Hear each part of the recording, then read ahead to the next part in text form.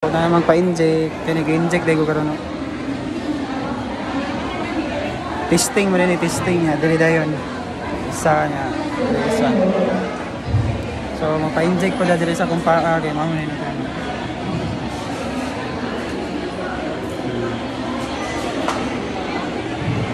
Mapa-inject po mo, ma'am. It's down sa kapakan. Pero fully vaccine. Fully vaccine. Mo. Ako mag-inject. Last na karon. Kapila de kag-inject. Pero every week or every 3 days. 3 days. Sakit. Sakit.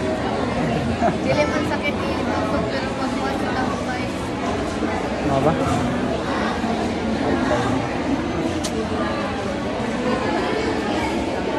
Hindi daw sakit itusok pero pag nanas lang bang sakit.